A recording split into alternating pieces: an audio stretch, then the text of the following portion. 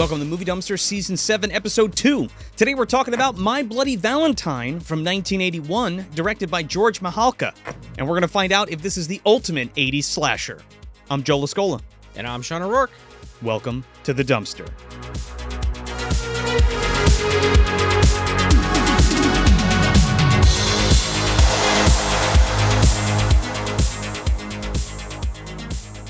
Valentine's Day is here again, Sean. Look, it's all festive. We're getting ready for the dance this Saturday night. Again, like it's not like every year on the 14th, like clockwork for like hundreds of years. Well, actually, I don't know how long we've been celebrating it, but let's just say hundreds of years. I think Munchie celebrated it. Him and that cherub I was talking about a couple seasons. Was that last year or the year before? That was 2 years ago at this point. Sucking off that cherub in My Demon Lover episode. Yeah. Ooh. Well, it tasted like funfetti, I think I said. Yeah, I'll have to revisit that just to make sure my taste buds are still working. Yeah, you got a mouthful of those little message hearts, the little hearts, the chalky ones. My wife's not going to be happy, but my mouth will be full. My tummy will be full. I'll be enjoying life. The cherub will be happy. He's going to be wondering where I've been the last couple of years. So I know that we say this a lot on the show, and we've been saying it for a few episodes, especially the end of last season, but this one has been coming for a long time. Yeah, you're not kidding. You know, this movie really means a lot to me in the pantheon of slasher movies and horror movies. If you go back and listen to the Burning episode, which we're going to talk a little bit about in a little while, I touted that as the greatest slasher of all time. And we asked that question.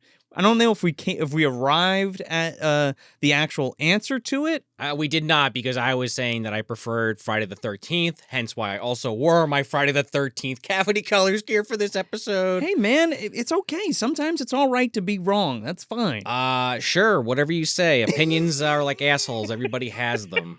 This is going to be fun, man. We're going to brawl like Axel and TJ is what's going to happen, dude. Yes. Yeah. Yeah, we're going to get into a fight in the fucking mine. We're going to put everybody's lives at risk, Joe. Whoever these imaginary other miners are. Well, first we're going to make a TV dinner on an engine block, and then, Yeah. Yeah, that was bizarre, by the way. And also, just to clarify, I know this is like a low-hanging fruit joke. I'm sure plenty of other people have already made this joke in their own reviews over many years of covering this film.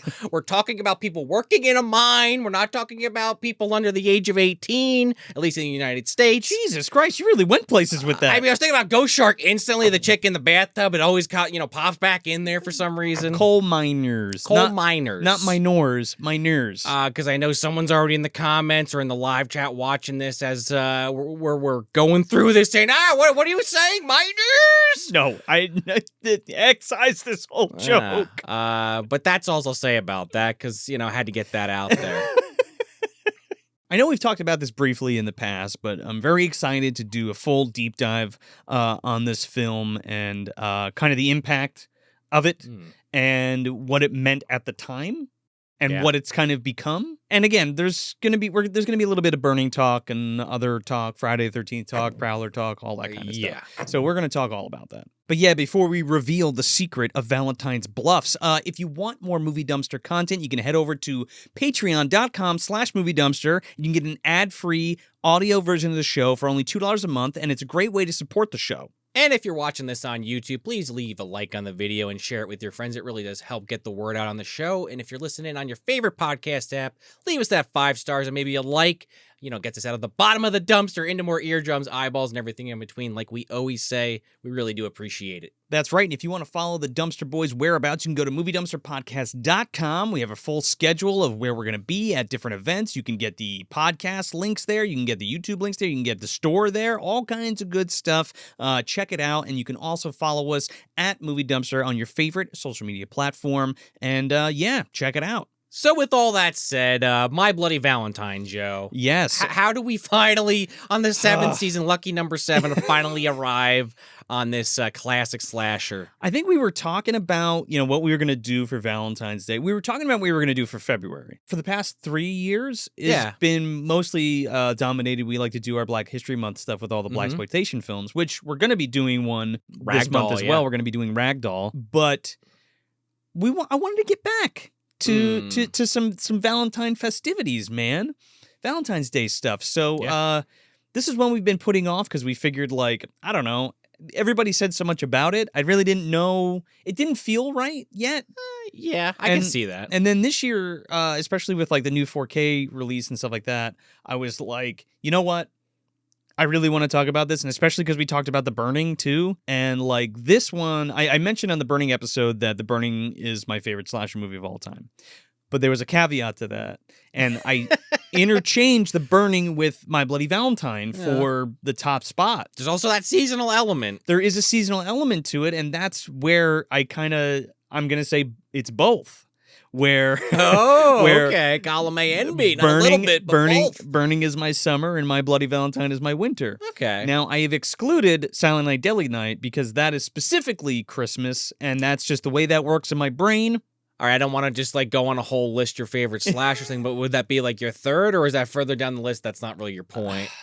It's further down the list, but that's not my point. Because somebody's going to be like, well, what about Silent Night, Deadly Night in the winter? And it's like, well, yeah, but that's specifically Christmas. I get what you're saying, though. I was just curious. Yeah. And I put that in its own category because there's multiple Christmas horror movies. Well, that's true. Yeah. I get that, yeah. Hundreds. There's a lot. Even say. There might even be hundreds now. But yeah, man, this one always hit for me. Yeah. And the first time I saw it, I didn't watch this on tape. Really? Or I think of somebody I knew had the tape. I might have watched it a couple times, but it wasn't one like you're reaching for on the regular. Is the point? Well, no, it was back in the day. I mean, I didn't own it. Yeah, that's what I mean. You know what I mean? I didn't have it, so like I didn't rent it that much. I was like, I don't know, I just didn't. But when the DVD came out, the Lionsgate Paramount DVD came out, that was in 2009 when the remake was coming out to theaters too. Right, the 3D one. So it was one of those things, which is also on the table. A good remake that we actually did a commentary track on. Check it out for $5 and $10 tiers over at patreon.com/moviedumpster. Oh yeah, we're going to be talking about that in a little bit too. Okay. That DVD had come out around the same time because they were pushing it again. And what happened was Lionsgate acquired the movie and released it for the first time in its uncut form. And at that time, they found a print that was uncut, but they could only restore a certain amount of it. Oh, okay. So it had all the extra gore scenes in. We're going to talk about what was cut and what wasn't found and what the most complete version is, yada, yada, yada. Right. But for that specific release, that was the first time you could see all that gore put back. Which is kind of crazy to me, but okay. It was the same kind of thing with Silent Night, Deadly Night when that was released on disc. It was the same kind of thing. It was like low quality, intercut footage. Like you knew when that footage came on that wasn't part of the movie, but it was like so fucking, it was like, oh my god, there it is, there's the part where the pickaxe goes through her chest and all this stuff. Well, right. Yeah. I feel like you still do get that with some releases, but it was definitely more prevalent in the DVD era. You would notice that stuff a lot more easily. Well, it's also that thing of like being able to restore things back to the way they were originally intended and not having to worry about rating systems and uncut stuff and special features and all that stuff. That's what came with DVD, and that's why I love DVD so much and Blu-ray because of all this. And we've talked about that before. Oh, yeah.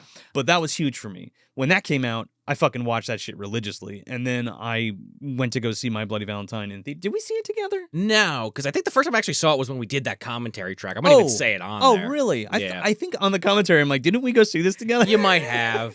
I mean, we were definitely seeing horror movies together in that time period, but not everything. No. But I remember that, I mean, the remake is such a blast. And it was such a fun time. And It's actually uses 3D really well. It doesn't feel like a gimmick. Well, it still is a gimmick, but not as much as it could have been. Totally a gimmick, but it totally worked, and it was totally fun. And it was a great theater experience. I remember that like vividly. Especially when 3D was like really hot for like 5 or 6 years. Like they were right in the sweet spot when people were like into it but weren't sick of it yet. Right. I mean, it's well done. And they like changed some stuff, but it mostly kept it the same, and it delivered the goods. You know what I mean? So it was a good time. It's a good remake, and how often do we really ever say that on this show?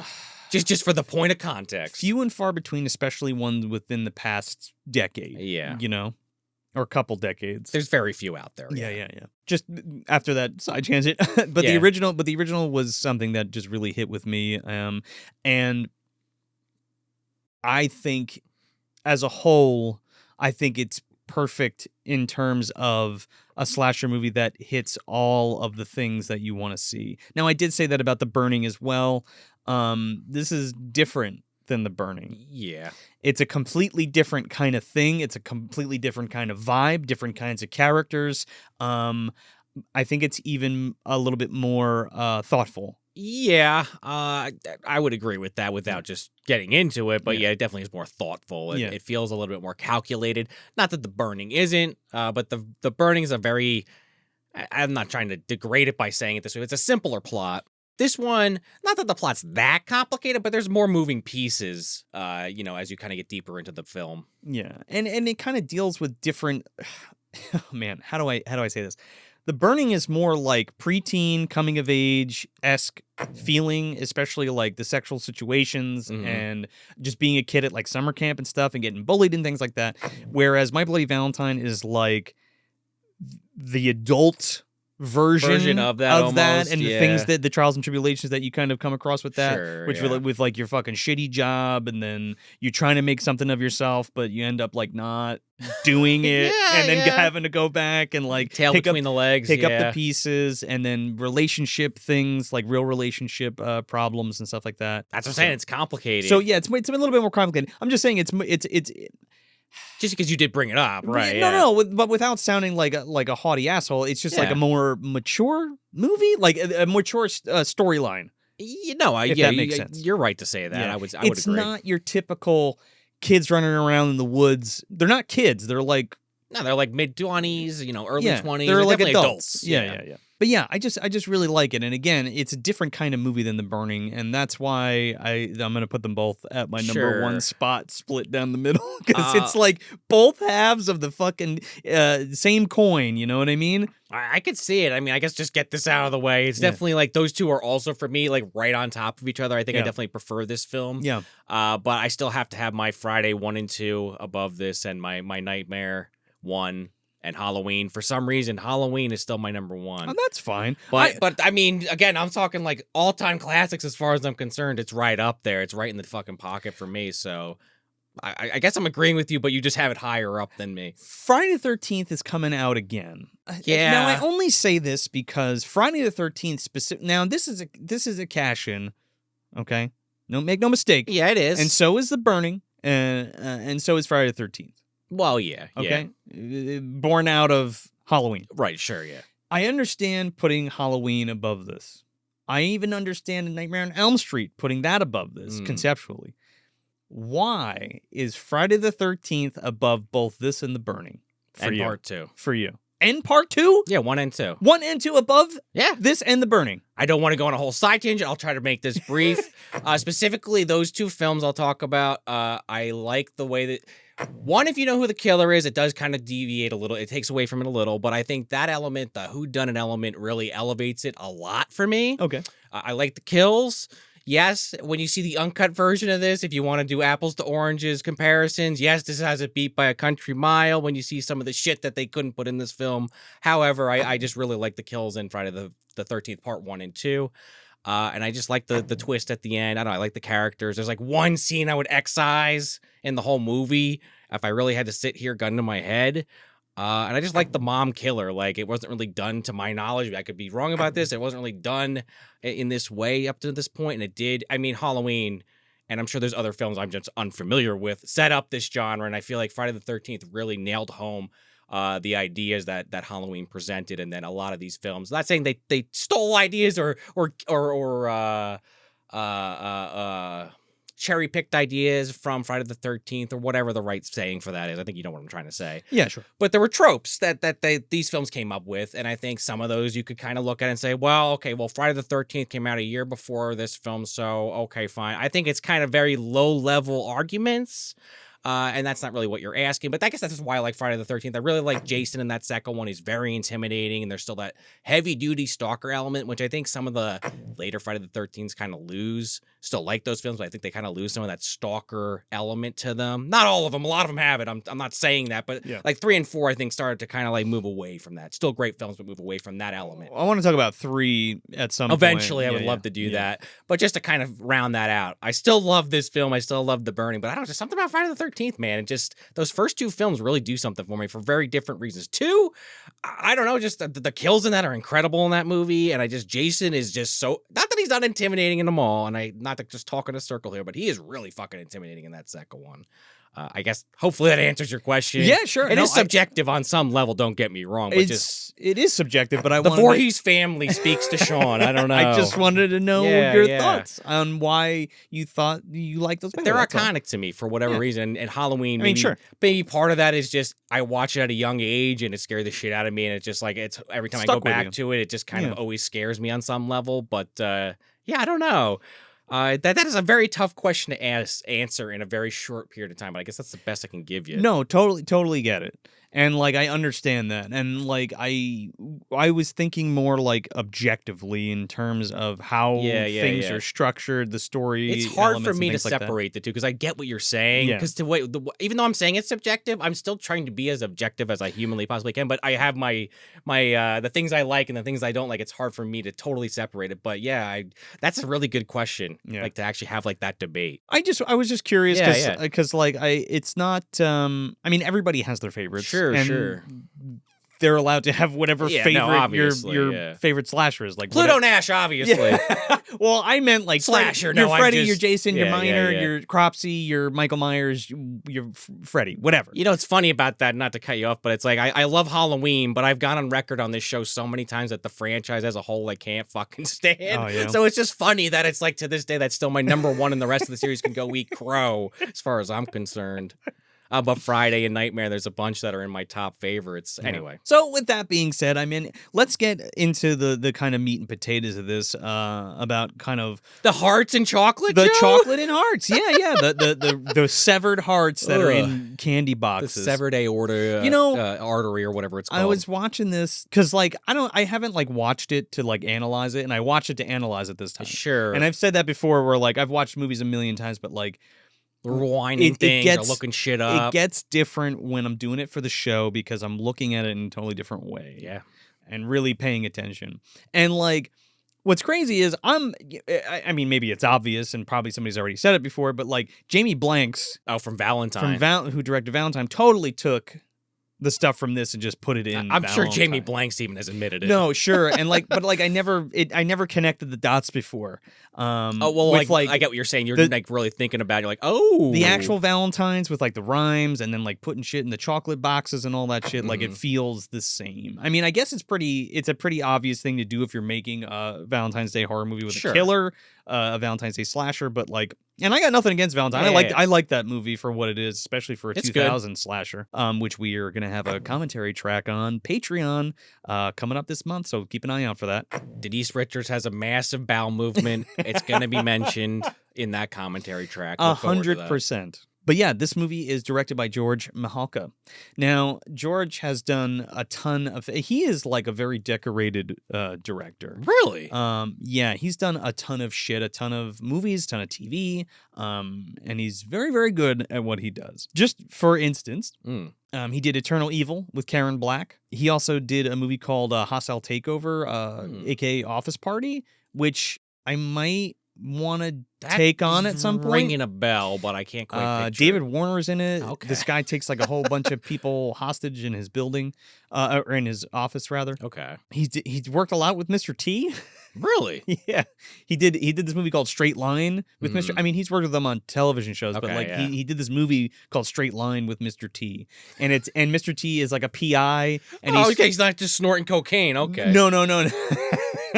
He's basically a PI who is trying to stop this like gang, this kid gang that's on the street, or like not kid gang, but like teenage kids. I mean, that's about what you would expect Mr. T to be doing. I'm kind of into it. I never saw it, so I want to check it out. He did Psychic with Zach Galligan, which is probably like a lesser. I think you've mentioned that before. Zach Galligan movie. Yeah, he gained psychic powers after he met Gizmo. It was like runoff. That's the Mogwai. That's the secrets of the Mogwai. Is you get psychic powers. The Chinese man forgot to mention that they are like filled with radiation, and being around them for too long just gives you cancer. But in this case, Billy got psychic powers. His head got really big. He also directed the documentary about this movie.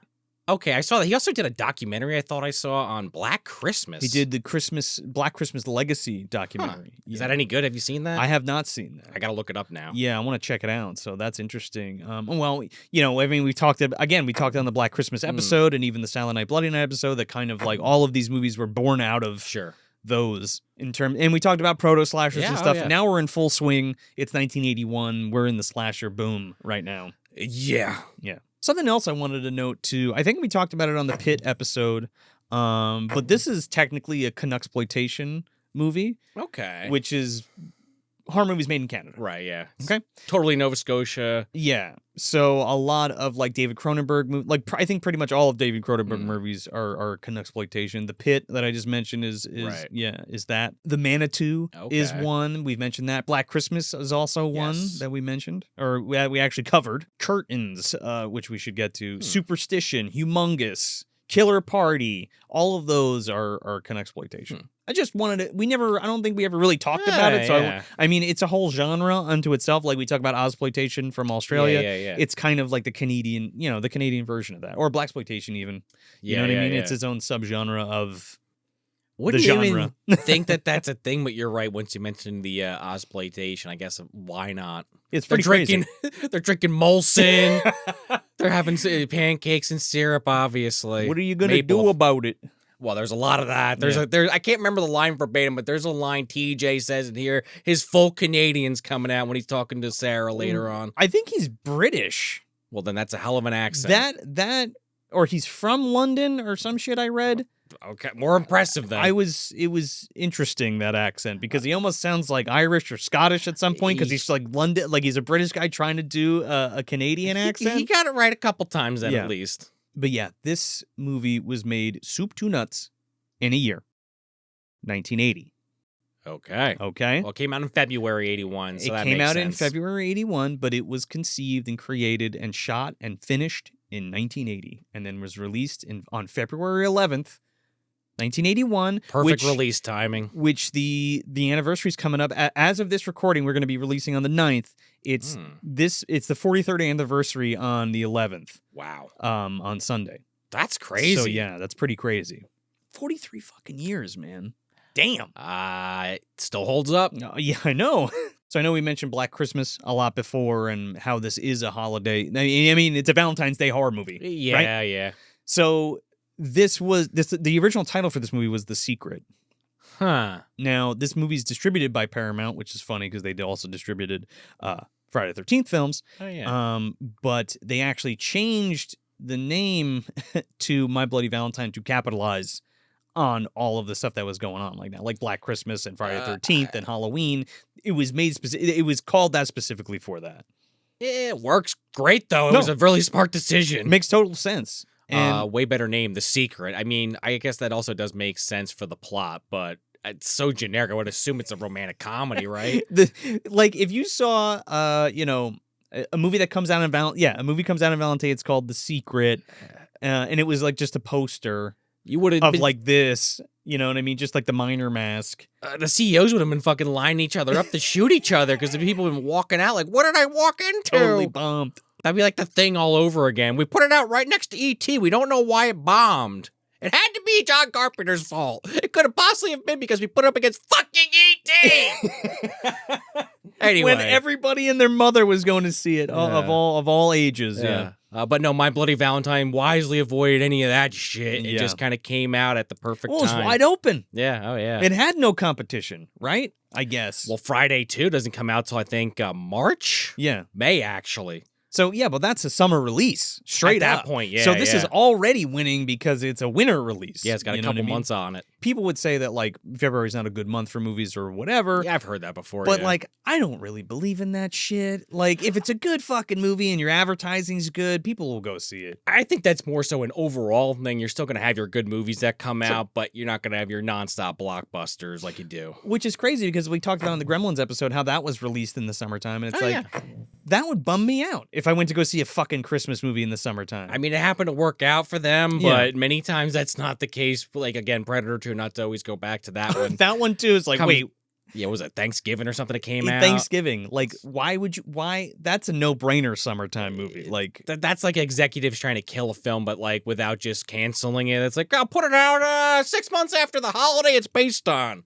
Around. Yeah, I know. We talked all about that in our Predator 2 episode. Go check it out. They shot in an actual mine for this movie, which I thought was insanity. It is insane. OSHA was fucking shaking in their boots.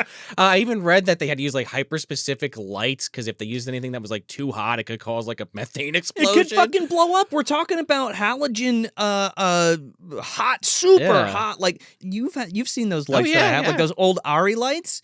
They get fucking hot as shit. If you touch them without gloves, you'll burn your hand. Yeah. Even with gloves. Yeah. I don't know if I'd sign myself up for that. Personally, I'd be afraid of, falling through a fucking mine shaft or something. Or caving in. Caving in on us. Dude, they don't even have any goddamn canaries. I hope they had a couple canaries. Well, they would always have to check the methane levels when they went down because they didn't know if there could have been an explosion. Somebody could have fucking passed out and died. The director cut that page out of the script. He handed everyone. Only the narrator got that one. It mentions how this is highly dangerous. Give me that page. We mentioned on the burning episode where Savini told that story about how they were originally going to shoot the last scene of the burning in a cave. Oh, yeah. And they went the day before. They planned it all out and like had the rope and they went back to the spot and the whole fucking place caved in. Just imagine. Oh you my could God. have died. Like they could have died shooting that movie. Right. And this same one here. Thank God nobody got hurt, to my knowledge. So, as also speaking about the mine, I was also reading that like they got the mine. Like George went to go see the mine, and it looked perfect because it was all soot filled and all that kind of shit. So they secure the location, and they get there, and everything is fucking spick and span because the company that was going to rent it to them decided to clean everything up. Like they're doing them a favor. Like they're doing them a favor. So they spent a bunch of money cleaning the mine. And then they got there. They're like, oh, fuck. This looks too nice and neat. It looks too good. So then they have to spend like another like I read 30 grand and you said 50. Well, according to Wikipedia, the world's most accurate information in the world. The world's most accurate information in the world. Anyway, Wikipedia says that they spent $50K to fucking clean it up, and then the production had to spend $75K to get it back to looking how it used to be. If that's accurate, that is just beyond stupid to me. But I heard it was like 30 grand. Okay, either way, that's a lot. So the crew whoever crew was hired to do that had to go in and fucking paint everything so that it looked dingy again. Which is like crazy. Could you imagine like finding the perfect spot to shoot your killer miner movie? And like you're like, oh, this is perfect. And then you get there today to shoot the data of the shoot, and it's all completely different and like clean and like nothing like you envisioned. I wouldn't. My hair would literally be ripped out by both hands. I mean, I'd be a bald man. That must have put him back at least 2 or 3 weeks on schedule, and like that's killed their fucking budget. Yeah, and also sucked the fucking budget out. Which, considering all the stuff that they do in this movie, is pretty incredible. I was about to say that. Yeah, they use their budget wisely, even with that fucking anvil around their necks. So speaking of all the kills and all the cool shit, we got Tom Berman on effects here, dude. Okay, that name does sound familiar. I was trying to see if I could figure that out ahead of time, and I was like, oh, don't recognize this name, but... Well, you probably know his son, Rob Berman. Okay. Mm-hmm. Tom is an absolute juggernaut in the FX world, man. I could tell. I mean, he's worked on everything from like Planet of the Apes to like the original Planet of the Apes. Yeah. He's Roddy McDowell. He's uncredited, but he was doing the makeup on set.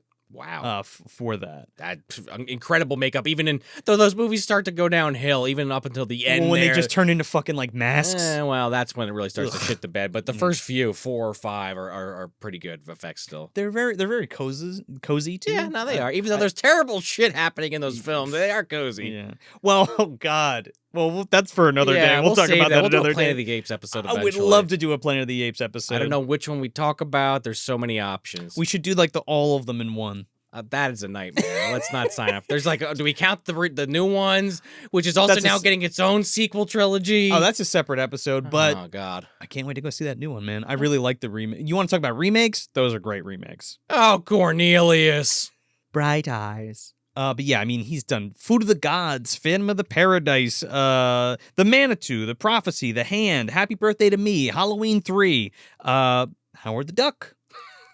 It all comes back to Howard the Duck. It always does. All roads lead to Howard. I mean, the sloth makeup in Goonies. Wow. He did Michael J. Fox and what's his face from Teen Wolf 2, the guy from Arrested Development. I always forget his name. He did the makeup design for that, the werewolf makeup. Tales from the Crypt episodes. He did all the great makeup in Scrooged. Wow. Which we'll talk about. Spoilers. At some point, yes. Maybe around Christmas. I don't know. I know I'm listing all these, but like that is impressive. They're relevant, especially movies that we've done. Star Kid, he did. So I've definitely heard this name before. That the Beast Within, that big sequence at the end. The cockroach werewolf. The Midnight Hour. Oh God, yeah. And of course, Altered States and One Dark Night too. Oh, okay. So he's done like a ton of shit. Absolutely prolific juggernaut effects guy. And man, the effects are fucking on full display in this, and I'm so happy it's restored because some of those kills are like, holy shit.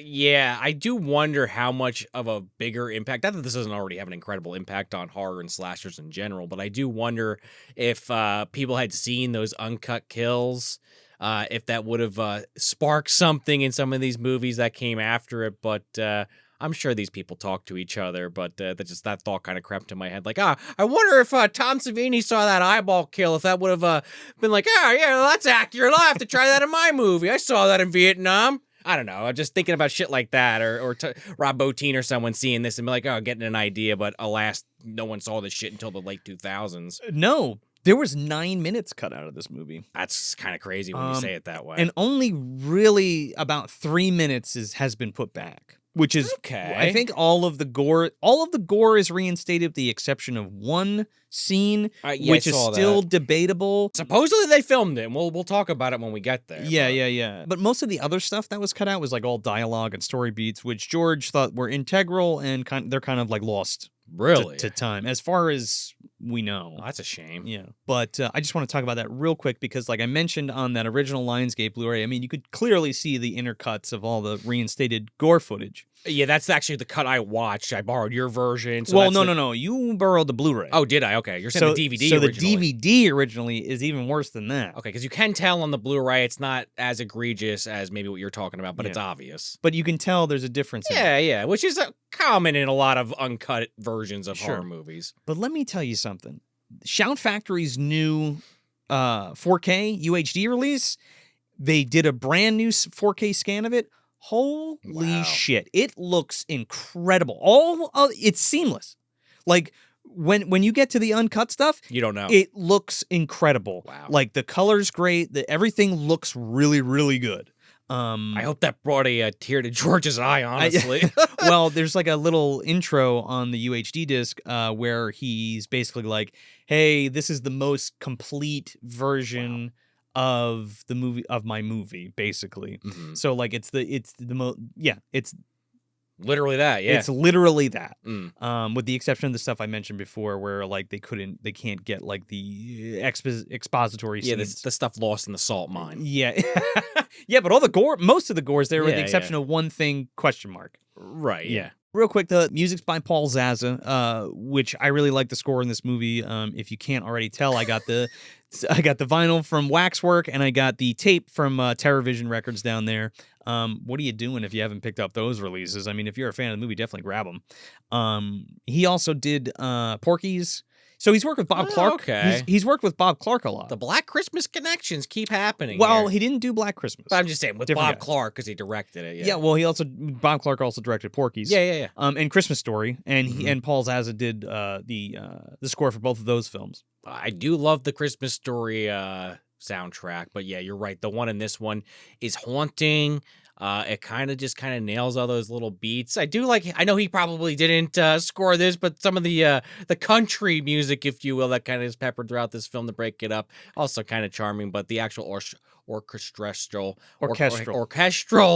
there's the word, score that he did is incredible, very haunting. I think he did the ballad of did he? The Ballad of Harry Warden. Yeah, specifically that's very memorable. He didn't sing it. I forget who sings it, but he wrote that like at the end on the credits. The end, yeah. But he also does Curtains, which I mentioned before, and he does all of the Prom Night movies, which I thought was kind of interesting. Huh.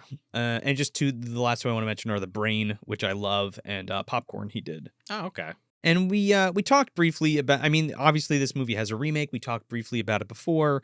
I think it's really good. I think it's one of the best remakes, newer remakes anyway. Oh yeah. And this movie also has like an unofficial sequel.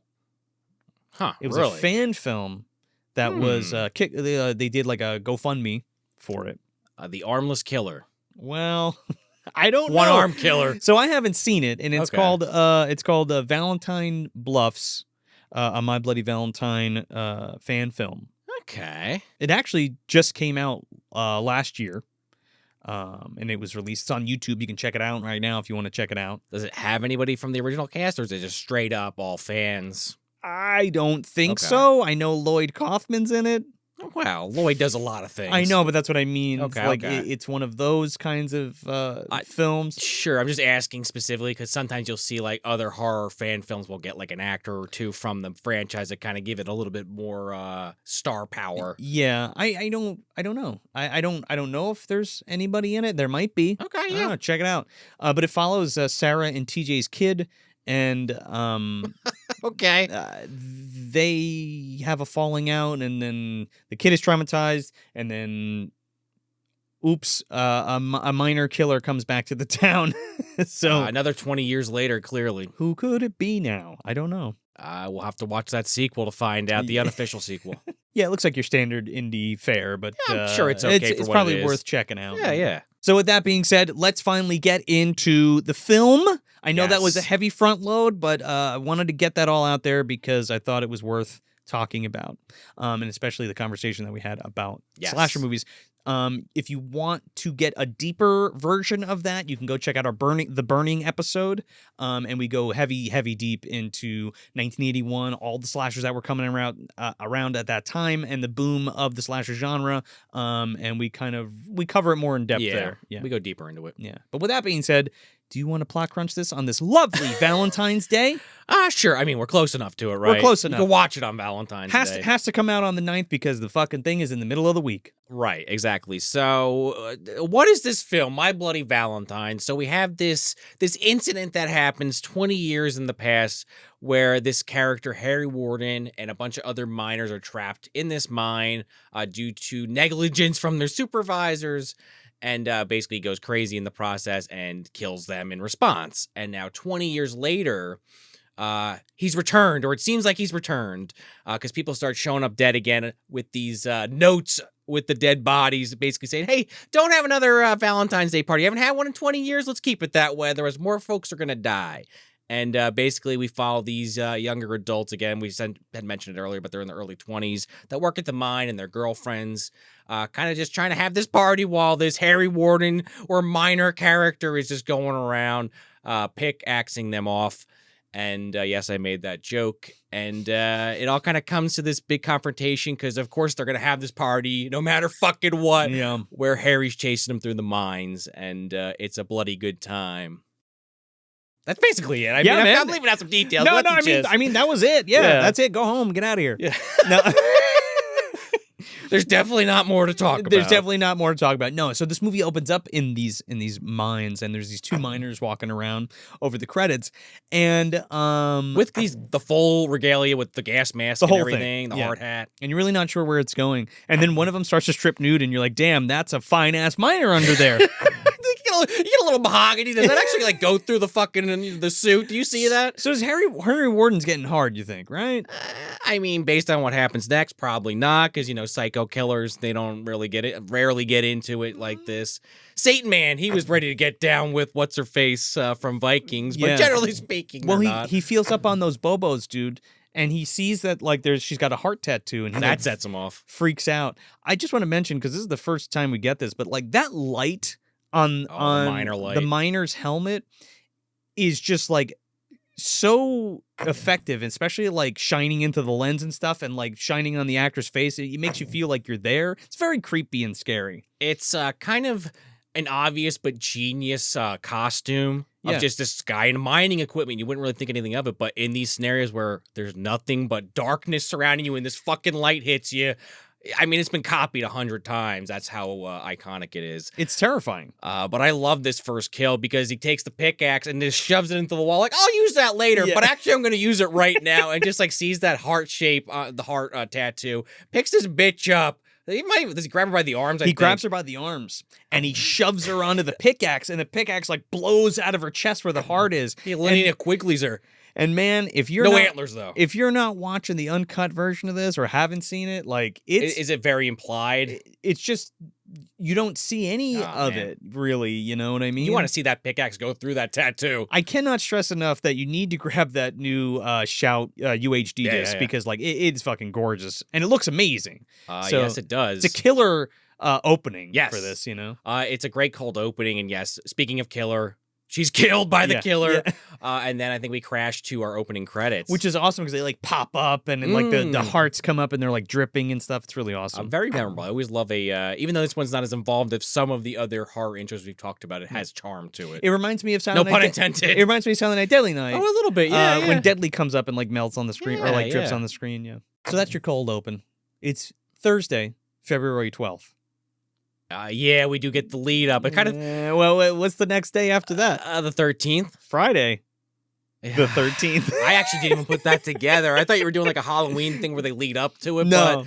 But that's true. And then, of course, Valentine's Day is on Saturday. Wow. Yeah. Come on, George. I know you didn't totally rip it off. There's ideas, but that's a little on the nose. Just to your point, you can kind of put them together in their own cinematic universe. Oh, yeah, you can. You know what I mean? Like, okay, Mrs. Voorhees is doing Friday the 13th. And then She's in Jersey, they're in Nova Scotia. Yeah, the next day in Nova Scotia, Harry Warden gets his revenge. Right. Well, right after she gets her head cut off. Exactly. But we go to the mine and we start to get introduced to our main characters, our cast of eventual victims. They're all really likable too. They are. This is weirdly enough, slasher films years later kind of forgot how important character development was. I mean, I don't think it was until the 2000s. I think the 90s still were trying to like get it in there, but the 2000s was like character development in a slasher film. What are we talking about here? Every time that, which maybe is like not the hottest take in the world, but no, it's not. I'm agreeing with you. No, but like every time we talk about people trying to emulate 80s movies, that's a key component that they just forget about. Like, there's a lot of rad gore in the film, but like that's not everything. And we talked about it on that Burning episode. But I'll say it again here because I think it's worth mentioning, especially with this film. Because there's like, I mean, as the film goes on, there's like one or two characters you're kind of like, all right, they're a little annoying, but you're right. There's like no one that you're like, wow, what an asshole. No, it can get a little sappy, but again, it feels real. Yeah. You know? Between the camaraderie of the guys and they're fucking, they're coming out of the mine, they're fucking filthy. These are like blue collar dudes through and through. So they're super relatable to most people. Which I don't have any personal stories, but my father-in-law, his father was a miner. He's from a mining town in Pennsylvania, northern Pennsylvania. So, I mean, he's not the biggest horror fan, but I'm sure this is speaking to people from those communities. I can only imagine, like, on top of just, it's a good movie, you have this background element of these guys all working in this town, like you're saying, in this fucking dangerous-ass job that is just, like, normal to them. Yeah. Which I can't even fathom personally. But and the town itself, you pick up on it a little pieces, but the town is not doing well either. No. You know what I mean? And like everybody works, any young able-bodied dude is working at that mine. Which, from what I know from my father-in-law, is that is unfortunately what happens a lot with these mining towns, at least that he's aware of. You hang out, you go to work all day, and then you go to the fucking bar. And then you do it all over again the next day. They're rushing to get home because it's like the mine's slightly out of town, and they're in the showers, and they're fucking around, and it's kind of a fun scene. And they're all like revved up for this Valentine's Day party. They are ready to fuck. They're talking about they get drunk. Yeah, they're ready to get drunk. They're ready to score.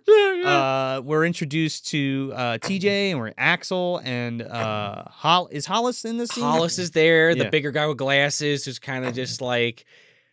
Every character kind of has their own little quirk. Hollis kind of is always trying to get everyone to be on the same page. You got Howard, who's the goofball. Yeah, Hollis is one of my favorites. Hollis is one of the all-time great slasher characters that you feel bad for. Yeah, 100%. Oh, man, we'll get to it. Yeah. Mike is there. Mike, and John, the big red. I call him. Yeah. Because he's a ginger. Yeah. Big red machine. He wishes he was fucking Kane. So TJ is there, and TJ is the son of he's TJ Hanniger, so he's the son of the mayor who owns the mines. So the Mayor Hanniger and the Hanniger Mines, TJ Hanniger. And his whole thing is he went to the West Coast to try to start his own life and like do something other than fucking wasting away in his father's mine, like, you know, what he's doing right now, back to what he's doing. And that's kind of what I said before of like trying to start your own life and like really not clicking and having to go back home and then work for your dad and shit like that. You know? And I will totally plead my ignorance on this. When he said West Coast, I'm being an American going, what's so bad about California? Not realizing that, no, asshole, the western coast of Canada, that I don't even know what the climate is because, again, I'm an American. But I'm like, oh, okay, yeah. Okay. Cold. I guess it's cold, I'm assuming. But that's my dumb brain goes there. He wasn't kicking it in the sunshine on the beach. Yeah. But I forget if we said this in the intro, but his girlfriend essentially had moved on because as far as they knew, he was never coming back. And he's been gone for a couple years. A couple years. They don't tell you exactly. Which is intentional because throughout the film, they really kind of put these red herrings in front of you as we kind of go on to kind of like make you really think, okay, who is doing all these murders? Now, is it this character? Is it this character? TJ's one of those characters that could potentially be the killer because of how he's presented. That he's been gone for a while. Shit didn't work out. Mm-hmm. He's like Clark Kent, and he's gone when Superman's around. Let's say, right. You never see him in the same room together, right? Which I think is one of this film's biggest successes. 100%. Just to that, since you're talking about it, nobody knew who the killer was. Right, yeah. Like on set. Oh, really? Yeah. Oh, okay. They kept it hidden from everybody so that nobody acted a certain way. Yeah, so he's gone for an undisclosed amount of time. Now, it's been 20 years since the Harry Warden murders. Right, which we actually get told later. We get told later, but I just wanted to say that now. It's just so you can put it into context. Yep.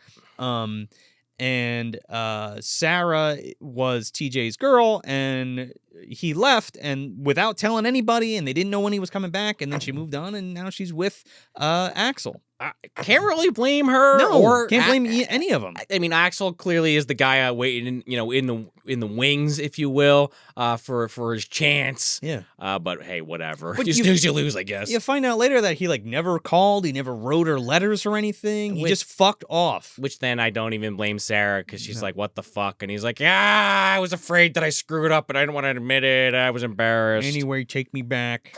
Which that's a scene. But before we get there, they go to the bar because that's their big thing. But they got to race to the bar because, again, they're in this mining town. It's the early 80s. There's not a whole lot to do. So their big thing is last one's a... They got to buy the brews, man. They got to buy the brews. That's what it is. And it's rotten eggs is the word I was looking for. It's fun because like they're like driving these jalopies and shit, and they're like when they got to push start one of them. Howard does. Yeah, well, Howard, he's definitely paid for the beers. Yeah. But this is where you kind of get that kind of like bluegrass kind of like hillbilly, for lack of a better term, kind of music, country music, folk music. Yeah. But it's very specifically like kind of playing up that. It's a fun time, I guess, because they're speeding down the road, practically crashing into other cars just so that they can get to the bar. It's all in good fun, is the point. They're all really good friends too, which is kind of cool. I mean, nobody's starting shit except TJ and Axel. So we go to the bar, and then we're decorating for the dance. That now we already set up in the dungeon. We're already set up here, so we just need that cake, right? I don't want the one that the sheriff gets in the mail, but I'll take the other one. So yeah, they're setting up for this dance, and we get introduced to Mayor Hanniger, or Hanniger, however you want to say it. Yeah. And Mabel, who runs the laundry shop, the laundromat. Your stereotypical old woman in a horror movie, but yeah, very nice woman. So you see them walking up, and they're in there, and Howard's like they're all setting up for the dance inside, and like Howard comes out with like blood all over his head because that's his introduction. Yeah, because the mayor like insinuates like, oh, it's been 20 years since we had the Valentine's Day dance. Can't believe we're actually doing this. Remember, don't talk about what happened. Don't mention the Valentine's Day massacre to anybody because everybody forgot. I guess it wasn't a trope yet because it was still people were still figuring these films out. Yeah, no, I mean, this is the one that created the trope, or one of the ones that created one the of the tropes. ones, and even like kind of at the same time as the other films, so. Concurrently, yeah. And just the Prowler, real quick, is similar to this film, but not the same. Yeah, Prowler I do like a lot. That's the only one. I mean, I wasn't going to go down this rabbit hole, but I could maybe sit there with a calendar and a fucking a thing of string and start connecting dots because that's I think October 81. Yeah, it's definitely a cold weather movie. Yeah. There's no holiday attached to it though. No, I'm saying as far as like did it dog these other films? Not the point, but I was just thinking about that out of morbid curiosity, and I was like thinking about that movie. I was like, actually, it's pretty friggin' original. Well, it's usually always a traumatized person. That's about the only thing. Yeah, coming back X amount of years later, So that's a trope. Yeah, I was just doing that mental exercise, just trying to think about, all right, because I'm going to be that guy just because I just want to think about like slashers in that way for a moment. Totally, but these two specifically have like the dance scenes. Yeah, well, that is true. With the cakes and all that kind of shit. So does Valentine. Man, Jamie Blanks, we're seeing you here.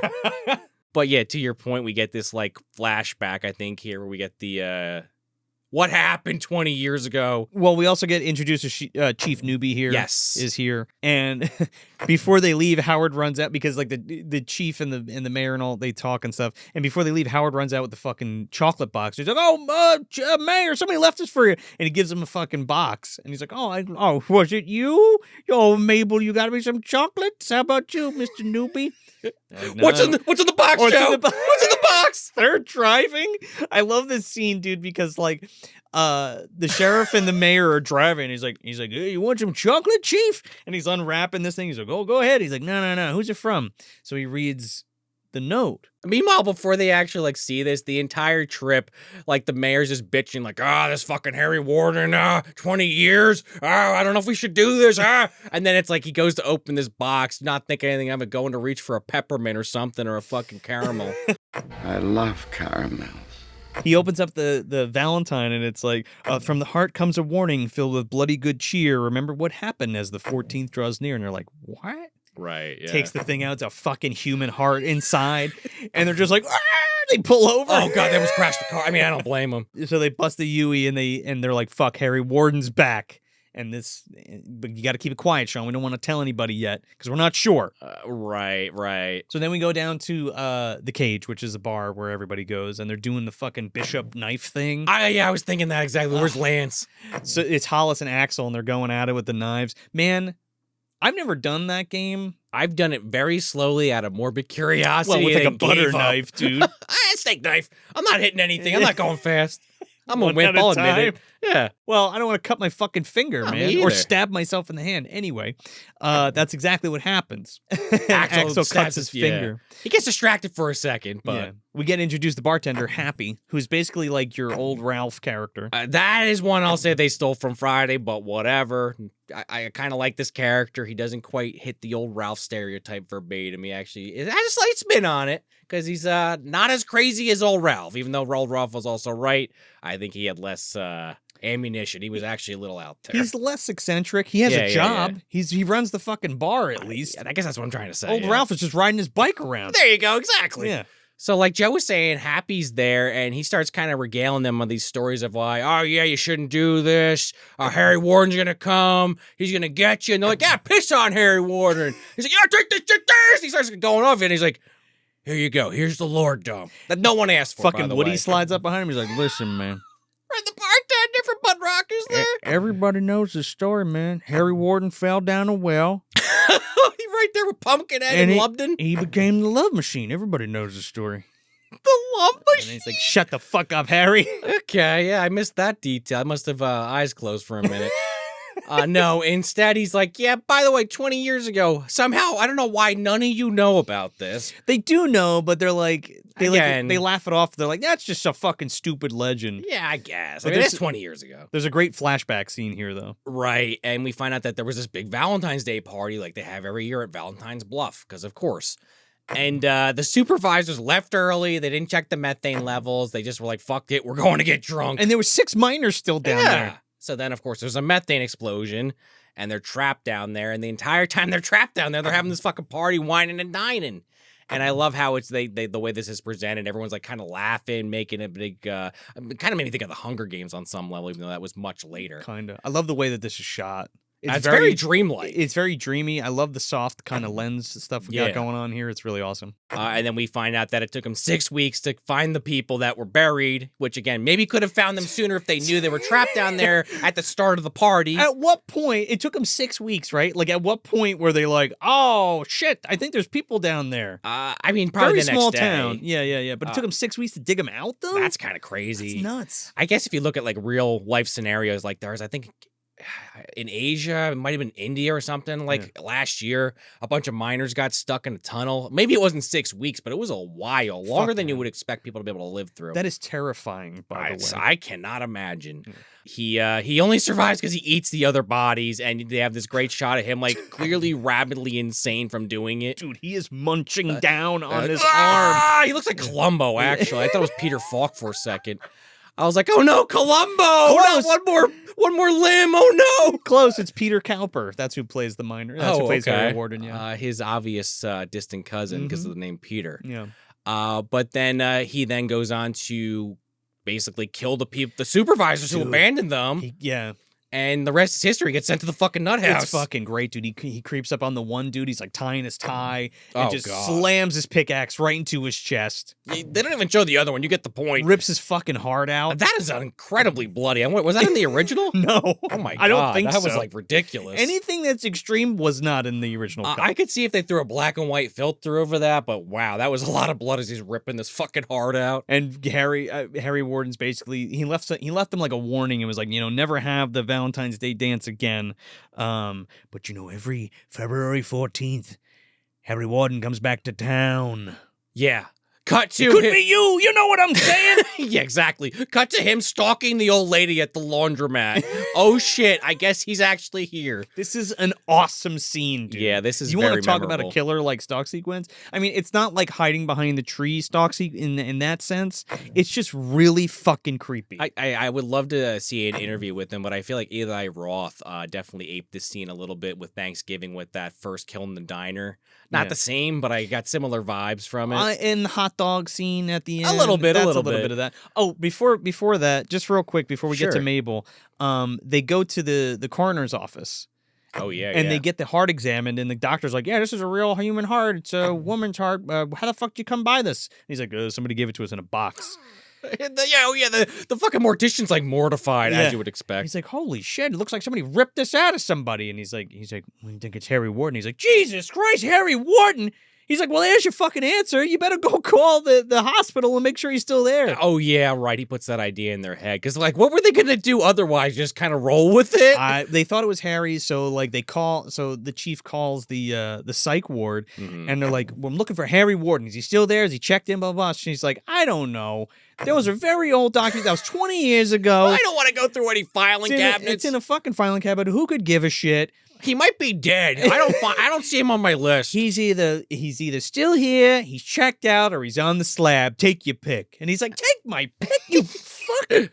She's like, okay, I guess I'll go look, but it might take a while to get back to you. Like, what do you got? One person working there? Well, it's a small town, dude. I think he's got like one deputy. That's it. Yeah. It's like Gremlins, Kingston Falls. There's only one other cop besides the chief. Yeah, I mean, the place he calls is like the next town over. It's the next town over, for you're help. Right. So then now he's kind of just waiting for that information, and while he's waiting, this fucking old woman gets killed in this incredible stalk sequence at this laundromat where she's just decorating for Valentine's Day, not a care in the world. Harry, there's like a POV of like Harry like opening the door and like putting a Valentine down and then like going around the corner. And she opens it up. And she reads it. And she gets the little Valentine, too. Roses are red. Violets are blue. One is dead. And so are you. And she's like, what the fuck? And then the lights go out. And the light comes on the miner helmet. And he comes around the corner. And it's so creepy, man. And he's chasing after her. And we get like this pickaxe raised at the end and slammed down. So it's like off camera. Right. For now. Right. So they're at the junkyard cooking TV dinners on an engine block, which I thought was kind of crazy. Right, our cast of characters, yeah. Yeah, so they're having fun. I guess that's where they used to hang out as kids, so now they just grown up and that's just all they do. Again, not a lot. Get drunk at the junkyard. Exactly. There's not much to do in town, I guess. So TJ confronts Axel about Sarah, and they almost go to fisticuffs, and then they kind of break it up and leave. And Hollis is like, well, you can't blame him, TJ. Like, he just fucking left. And he's like, well, it's not his fault. but still, there's a lot of tension between everybody. TJ's just like, he wanted to have his dessert or his cake and eat it too, kind of thing. And now he's like pissed that it's not working out, but oh well, like you fucking left. Like maybe it'll work out for you later, but for now you gotta like just kind of take it and deal with it. Lay off, dude. Like that's the way the cookie fucking crumbles. Literally. That's the way the box of chocolates goes, like Gump was saying. The heart-shaped box of chocolates. Life isn't all gumdrops and lollipops there, TJ. It's also of your own doing, you right. dickhead. Nobody owes you shit. I mean, I also get why he's upset, but yeah, you're right. It's 100% his fault. You made your bed? Lay in it. Yeah, exactly. What is with that? Speaking about laying in beds, or laying down at least, the sheriff goes to the laundramat the next morning. Well, it's February 3rd. It's Friday. It's Friday the 13th. Friday the 13th. It's the morning of Friday the 13th. Mama Voorhees is putting on her blue sweater and getting ready. ready. She's putting on her sweater. She's grabbing her machete. And then a year later, Jason's putting on his potato sack, saying hello to his mother's head, who, for some reason, I forgot to mention in the burning, is the head that, Cropsy gets, of course. Thank you, commenter. Anyway, I totally lost my train of thought with that horrible joke. Newbie at the laundromat finds this woman laying down inside the dryer. It's not like, which also is definitely in the unrated version only. You are like so underselling that, because like when he when he walks in, he's like sniffing the air and he smells something and he's looking for Mabel. He's walking around. Yeah. He goes through the whole thing and he's like thinking it's his pipe. He's like sniffing his armpit. There's also a lot of visual things happening in that scene where like you can see the blood on the fucking dryer, so she's in there. All of the hearts are turned upside down. Oh yeah. And then he's like going through the clothes, and then she pops out of a fucking dryer, man, and this body comes out, and it's just like boiled and burnt and disgusting, and it's just spinning and spinning and spinning, and like the uncut version, you hold on that for a while. A little bit too long, I think. She finally stops, and then you like see the whole thing. It's really disturbing. It's great. What I'd like to know is like, what temperature are you putting your dryer on? That's like 1,000 degrees. Are your clothes even coming out, or are they just disintegrated at that point? Like, whatever. It's cool. It gets pretty hot in the dryer. I guess so. Yeah. Especially if it's closed. I'll have to go in there and take it for a ride. Yeah, you take it for a spin for us. Or we'll have my wife report in with my corpse, one or the other. I guess I never really thought about that, but man, that is a brutal fucking kill. It's bad enough with the pickaxe, but when you see this this cooked turkey, it is really shocking. So they're wrapping up there, and the chief is like, "We gotta cancel the dance." He's like, "Fuck." He's like, "Don't you say anything." He's like, "All you better shut the fuck up. She died of a heart attack." Oh, the mayor. Okay? Yeah. No. The chief. They're both kind of like. Yeah, but Newbie is saying this. He's like, you know, if we tell people about this, the town's already gonna go under. Like, we can't have this kind of attention. We don't want to bring the cops here. We want to just keep it quiet for now. And he takes like a Valentine out of like her. It's like stuffed in her chest. Where the pickaxe hole was. Right. They were even like, bring the ambulance around the back so no one sees us bring the body out. I'm like, okay. That's fucked up. Yeah. So he reads it, and happened once, happened twice, cancel the dance, or it happens thrice. There you go. I do wonder though, when like people come to do their laundry for the next couple days, do they just have like a cutout of this woman in the corner? Do they say just she's home, like resting? Like, what do they say? It's Kevin McAllister, and he's like rocking around. Yeah, but it's the mayor doing it. We got to keep this illusion alive. Mabel's fine. She's fine. Mayor, is that you? Yeah. Ignore the man behind the curtain. Well, everybody's just like, oh, she was old. She had a heart attack. I guess it happens. You know, we're gonna die at 45 from lung cancer or some shit from working in the mines. So they're like, fuck this. They cancel the dance. I tell all the kids that, well, the kids. I guess you can call them kids. I mean, comparatively. Yeah, comparatively to the old people. The dance is canceled. Fuck off. Go away. So TJ hatches the plan to have the dance at the mines. So they have this party at the mines. And when they're hatching the plan at the bar, Happy's like, you son of a bitch. What are you, fucking stupid? He's like, you can't do that. Right. And they're like, shut the fuck up, old man. Like, as far as Happy's concerned, like, it's already been, everything's been, like, put to an end. And now they're, like, talking, like, let's just go here instead. And he's like, what, Harry Warden? You heard about Mabel, didn't you? Heart attack my ass. It was Harry Warden.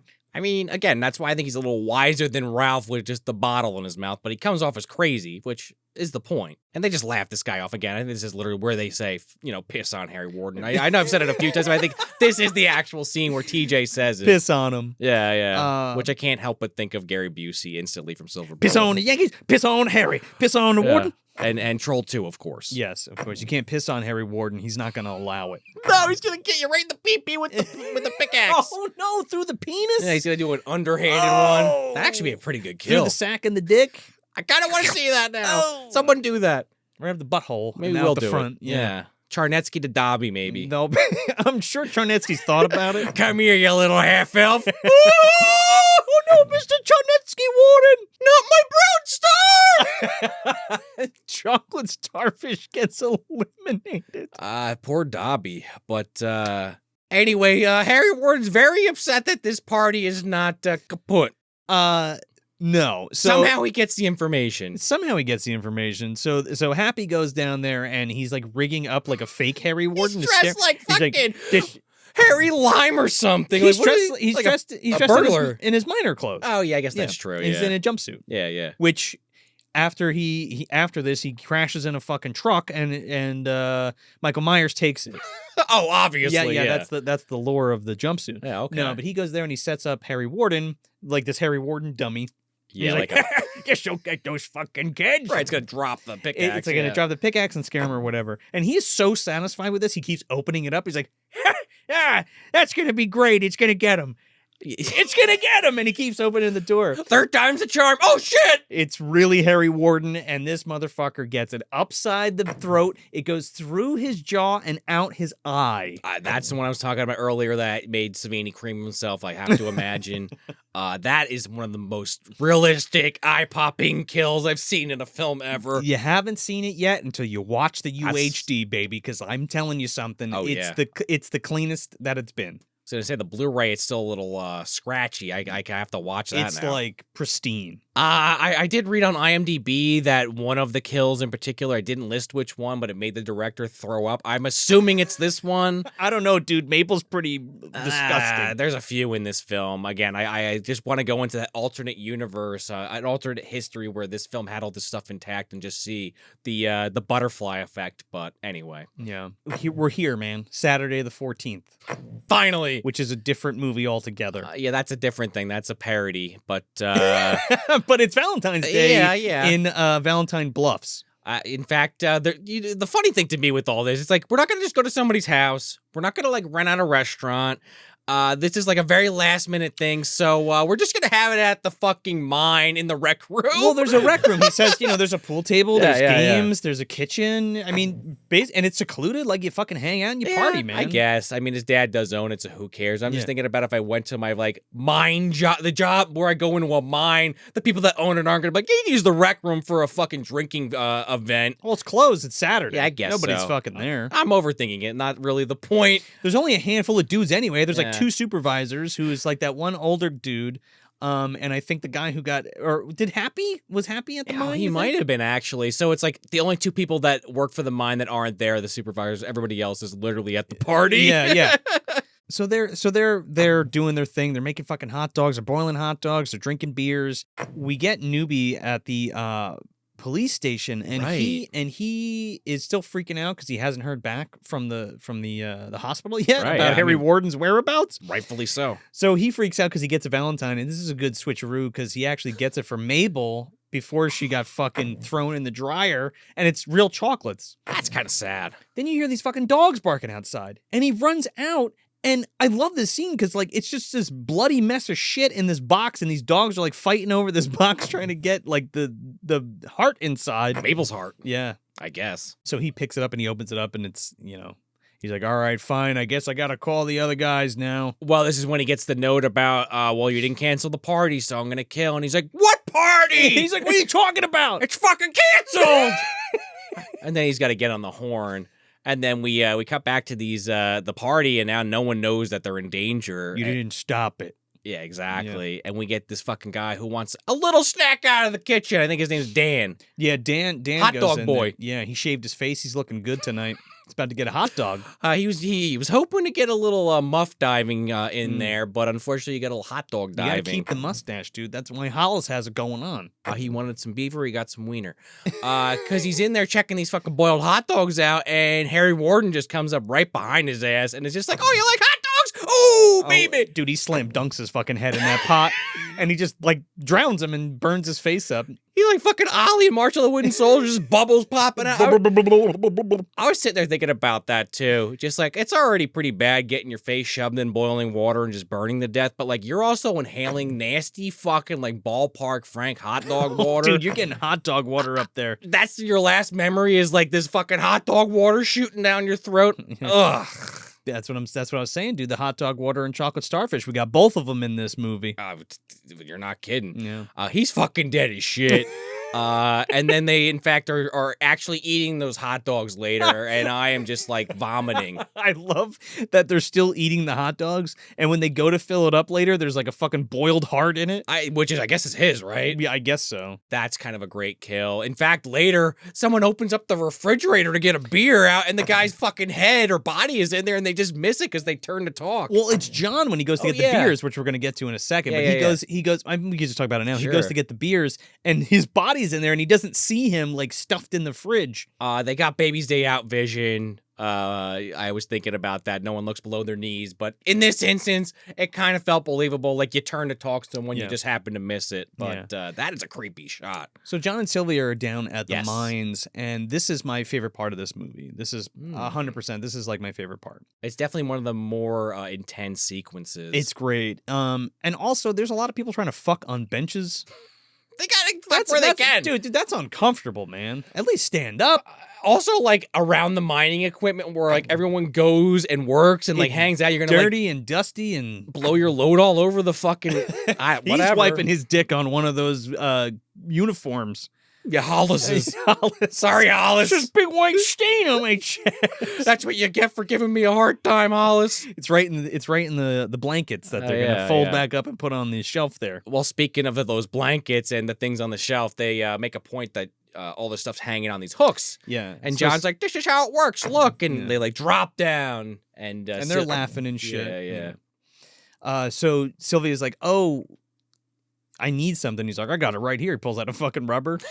And he's like, no, get us a couple beers. He's like, "Oh, duh." So he goes to get the beers. That's that scene. Yeah. But this is great too, because she's sitting in the mine and she's looking up, and just these shots of like all the clothes hanging up starts to spook her and give her the creeps.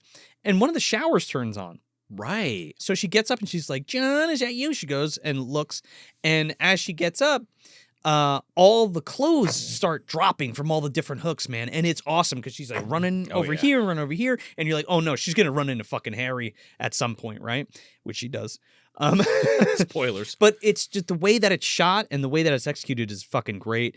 And she's like runs out, but Harry like grabs her by the face and like spins her around and like picks her up off her feet and like walks. That's one of my favorite things. Leatherface shit, man. I mentioned that in The Burning when he sticks Glazer to the fucking tree when he was walking him across the thing. And you see his feet dangling. Oh yeah. He picks her up and just sticks her head on one of the shower spigots. And she's sitting there, and there's this wide shot of Harry Warden just standing there looking at her, and she's just like twitching on this fucking thing. And he turns the shower on, and she's like spitting water out of her mouth. It is great. That is probably one of the best kills, like, or most unique kills, I should say, like in a horror movie ever. I love it so much. Especially the payoff when John comes back and it's like the fucking water's actually streaming out of her mouth. And John's reaction to this is so genuine. Oh yeah. He like can't like I don't know this actor who plays John, and like him being scared in this scene is just like it's just so fucking powerful. Total shell shock. Yeah, and like you see like out of the corner, like out of focus, like the water coming out of the mouth, like you said. Oh man, it's great. And he's like a super tall guy. Yeah, oh yeah. And she's super short, so when you see them at the same height, it makes it even more fucked up. And you think like John's not long for this world, but he actually ends up getting back to the group. I think, in fact, another character here gets killed because their girlfriend or whatever runs back. I'm trying to remember what character. Well, no, somebody finds Dan in the fucking fridge. Oh, that's a hot dog boy, right? Hot dog boy. So they all freak out, and TJ and Axe are like, "Oh my God, Harry Warden's here! Get the fuck out of here!" Right. I think that's literally the line. Yeah, you're right. But before that, like Hollis, his girlfriend, and a few other people, Howard and a few other girls, they go into the mine proper. Like Sylvia and John, they're just kind of in like the area before you go into the mine. It's like the rec area where they put their uniforms on, not the rec area. The like a mud room kind of thing. The car. Yeah, I guess so. Yeah. But like Hollis and all them, they go down the mine shaft like Donkey Kong or Indiana Jones or like an actual mine shaft. But that's what I think of. The mine cart is where they get on. It's Hollis, Patty, Sarah, Mike, and Harriet, and Howard. Right, because Howard's kind of like trying to cheer Sarah up because there's this whole scene we didn't really talk about. But like when Sarah is kind of like being pulled between TJ and Axel, she kind of gets sick of it and she like tells them off like, I'm my own person. So she kind of goes off with her other friends to kind of like cool off and let them kind of figure their shit out.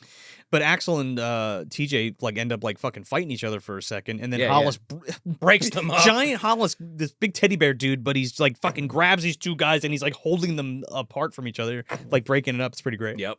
And then that kind of culminates with what we were saying. They're all now down there.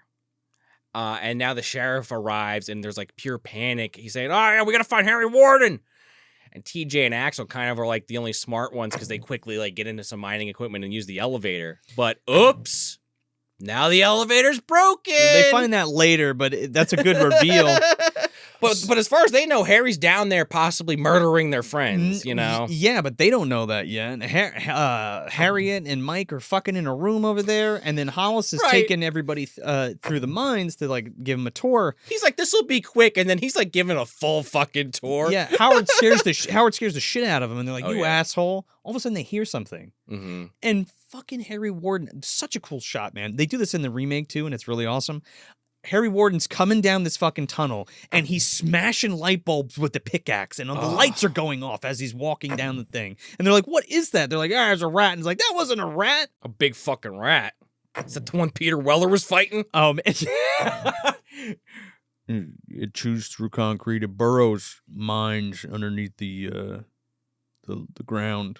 I got nothing for that. I'm just picturing a giant fucking, like an actual giant rat this time. Did you know that rats can mine for days without a gas mask? That'd be Dune Part 2. It's not going to be worms. It's going to be giant rats. Get ready for that. I'm with it, dude. Food of the gods, man. We were just talking about it before. Oh, yeah. So they're trying to run. They're running. They're trying to get out of the mine now. Now they're freaking out. They're trying to find Mike. They're trying to find Harriet. And Hollis tells Howard, take the girls, get the fuck out of here. And I'll find them, basically. I'll find them. He ends up finding Mike and Harriet on top of each other, impaled with this like fucking drill spike thing. Right, and this is the kill we mentioned earlier that supposedly the director says they did shoot it, and I did read that it was shown in some screenings, but if it's lost to time, I don't know if that's just a misnomer online.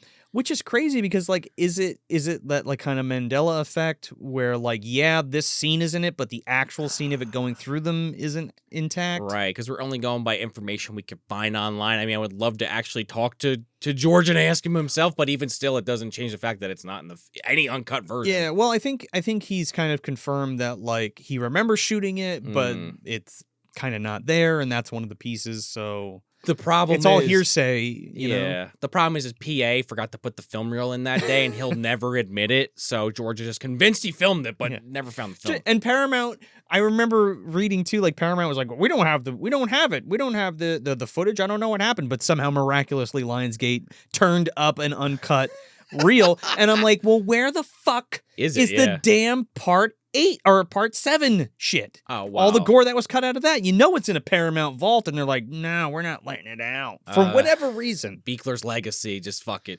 Forget Unreal. about it. I mean, it exists, but not in a way that can be restored. Yeah. Anyway, so Hollis is there, and he finds them, and this is another great scene where he's just like, he's completely like, I can't believe this is happening kind of thing. Oh, yeah. Harry Warden fucking loads a nail into a nail gun and just blasts him in the side, right in the temple. This is a brutal kill. It's brutal as fuck, man. He just keeps hitting with these nails, and it's just like, Now, we've talked about people getting impaled and getting a pickaxe to their face, but there's just something extra. It's like a brain injury. Yeah, this is like ruthless kind of shit. He like lobotomizes him with a fucking nail gun. And Hollis just kind of being that badass character that he has been this entire film. Again, he's kind of like Well, there's that too. There's a fucking nail in his temple. Exactly. But what I was saying is, like, he is a background character, but every time he's on screen, he kind of steals it. Yeah. And I like kind of how he's written here, where you think he's dead, but he has just enough energy to kind of like get ahead of the killer and warn everybody else as he's dying. Well, I mean, he can't really say anything. They just kind of see his corpse fall over, but Yeah. he tries. After he gets a second nail in the fucking middle of the dome. That's what I'm saying. Oh my God. He gets one in the temple and one in the forehead. It's rough, man. It's rough. Yeah, exactly. That's the word for sure. And then he runs into falls into his girlfriend and Sarah and the group. And they're like, oh my God, Hollis! And Howard's like, let's get the fuck out of here. Howard bails. Yeah. So TJ and Axel show up. They're like, oh, we got to get out of here. You know, where's everybody? We gotta make sure we get Howard out and all this kind of shit. So they grab everybody and they're running through the mines and they get to the elevator. Right, and this is where they find it's been destroyed. It's completely smashed. They can't get back up. So they have to climb up. Oh, they go up this fucking ladder. I'd be shitting my britches, I gotta tell you. Oh my God. How deep? It's like 2,000 feet? No, that's way too far. Even if it's 200 feet, let's just say, that is a high climb. It's far. It's very far. It's like climbing a fucking water tower at least, right? Like that far underground? Would you maybe probably? I think that's a good estimate. Even going up on my roof, I'm scared. So with that said though, like Patty is the only one that's really, really sweating. I'm sure they're all scared, but she is like panicked. She's afraid of heights. She's trying to climb this thing. They're all climbing up. And Axel gets to the top. So it's Axel, Patty, Sarah, TJ, all climbing up this ladder trying to get out. And all of a sudden, Howard's body falls out of this hole, and he's got a noose around his neck, and the tension from the noose rips his fucking head off, and the body goes tumbling down to the bottom of the shaft. Meanwhile, his head is just like hanging there on a rope like fucking Ed French in Blood Rage. Well, like, yeah, exactly. Yeah. Do you think that was like another prank gone wrong? Like, you think actually it wasn't Harry Warden that got him? It was like, this is gonna be hilarious. I'm gonna jump out like I'm in a noose. Oh shit! Fucking head pops off. So he wasn't killed by Harry Warden. He was like, I'm just gonna play another goof. That's my headcanon. Yeah, okay. I can see that though. It's possible. He was definitely killed by him, but prank gone wrong. Yeah, I like that headcanon. But they're just like they're right at the top or very close to the top, and instead of just climbing that extra 4 or 5 feet up, they're like, "Fuck this, let's go back down." Which makes no sense whatsoever. Why didn't they take the car, the mine carts in the first place? They may actually say why they don't, but I don't remember. I guess the elevator would be the quickest route up rather than going up that incline for however long. And I guess also if you're climbing a ladder, like you'd see him coming. Again, like it's possible also that the killer's within their midst and they don't realize it, so they're just kind of they think they're doing the best course of action, but maybe they're not actually. Yeah. So they're trying to make it to the mine carts, and as they're going, Axel's like, oh, go ahead. You guys go across the thing and I'll stay here for a second to make sure nobody's coming. So they go across. And then you just happen to hear off screen, oh, yeah. Is that him? He breaks through the side of the walkway and falls down a fucking trench that's 60 feet deep full of water. I guess. And TJ's like, he's gone. That's it. Let's get the fuck out of here. I can't say I blame him. I mean, I guess you could always come back for him later once you get out of Dodge, but other than that, you're leaving him to be murdered. Yeah, so TJ's running the girls out, and they're like, oh, we got to get to the mine cart. They're like, whatever, he's dead. That's it, Axel's gone. But instead of just staying with the girls and going to the mine cart, he like goes down another walkway, and it caves in. Well, again, this is the movie trying to set it up for the audience that you still don't know who the killer is. It's got to be TJ or Axel or a third party, but... Well, they're putting that idea in their head. It can't be Axel. He just fell into a ravine, into a trench that's that's 60 foot deep full of water. Oh, it can't be TJ. He's just got caved in. I guess down that's that true. You're basically saying the same thing I am, but in a different way. So the girls are gone. They're by themselves, yeah. Or the girls are alone, rather. So they're running up to the cars. And you think they're going to make it. You really think they're going to get in there. But not, you really don't at all. Because more people need to die still. This is like one of the best scares of the movie too. Yeah. Because they're running down the thing, and then all of a sudden Harry Warden comes zipping around a corner and just impales Patty right in the stomach with the pickaxe. And this is a rough one too, man. Yeah, full momentum right into the gut. And it just sinks in, and you just feel that hit. It's like stuck in her too. He's like kind of really got to yank it out of her. Yeah. While Sarah's screaming and running away. Again, TJ, Axel either dead or just missing. We have no idea where they are. Then Harry kind of disappears, and Sarah runs into TJ, and you're like, oh, and he's got blood on his head. Right. And she's like, what happened? What's going on? Harry killed her. Ah! And then the director was like, all right, I guess this red herring situation needs to resolve itself because we've only got 5 more minutes of runtime. Well, they get to the carts, and Harry Warden shows up. And this is awesome because this is like some Resident Evil 4 shit, man. They're like jumping from minecart to minecart, and Harry's jumping from minecart too, like coming after Axel. And there's this really cool face-off where like he has TJ, not Axel. TJ has a shovel, and Harry has this pickaxe, and they're like fighting each other on this minecart, and they end up like jumping off. Right. And then carrying the fight off into another room. Meanwhile, the fucking cops show up and Newbie, and they're running down the tunnel, and the cart's coming up as they're coming down, and the kids go into like another room, and they're still fighting. Harry's still fighting TJ. Harry's like pickaxe gets stuck in a wall, and he pulls out a knife, and he's going to kill TJ, and fucking Sarah goes up and grabs the miner's mask and rips it off. Right. And who is it, Sean? Harry Warden. Yeah. Well. Or it's the son of the man Harry Warden murdered who caused all those miners to die. It's Axel! It's Axel. Bum, bum, bum. Which I did kind of forget going in because it had been a while since I watched it. I knew it was one of 2 characters. I knew it was him or TJ, but I couldn't remember it again. I guess the director and the writers, I don't know if the director actually wrote this or not, but... No. Okay, but the people that worked on the film, my point being, is that they did a very good job with this red herring. Up to the last minute, kept you guessing. I was going to say... Maybe a little excessive towards the end there, but it works. I was going to say the same thing. It's very... We'll get into his backstory in a second, but like, it's very believable and convincing. And yeah, you're right. Like, you do keep guessing. Even if you haven't seen it, like, you didn't remember, so you were still kind of like, oh, fuck. I was narrowing it down. It wasn't like a third party for me, but it was absolutely still kind of a guessing game. Yeah, but it's the art of the whodunit. Very well done, because often it is not. Yeah. So it turns out that Axel was under his dad's bed. Now, Axel's dad was one of the supervisors, the one that we talked about before specifically that gets fucking axed in the chest. And they show the fucking bloody heart removal. Man, Harry Warden rips out his father's heart, and there's like a whole blood spray on the kid's face. Like Kano style. And he's just in a fetal position underneath the bed. It's like some deep red shit. And now he's gone full fucking psycho, dude. That would do it. And I guess now that the secret's out, he just doesn't care anymore. He's going full Angela. He just starts screaming and cackling. Yeah, so they end up, he gets caved in. Yeah. And Sarah and TJ get away, and he gets fucking caved in the mine. And they meet up with the cops, and like, oh my God, it was Axel the whole time, blah, blah, blah. And they're like, oh my God. So they're on their way out, and the guys are like digging out the cave-in. They don't want another 6-week incident. Just in case anybody else is on the other side. You know, they don't know. Yeah. And they find an arm hanging out. They find Axel's arm hanging out with like his ring on. And Sarah runs over. She's like, I gotta see if he's okay. She like grabs his arm, and it grabs her arm, and it's holding her. And on the other side, Axel is cutting his fucking arm off to release himself from the cave-in. Does this man have no nervous system? It's like, holy shit. It's like some 48 hours done in 48 seconds. Oh my God. He goes right through that arm. Yeah. And he ends up like getting up and running away. And that's where he's cackling and saying, Sarah, be my bloody Valentine. This whole fucking town is going to die. I'll be back. It's pretty bone chilling too, man, when he's running down the shaft. Yeah. Because they can't get to him. No, Sarah, will you be my bloody Valentine?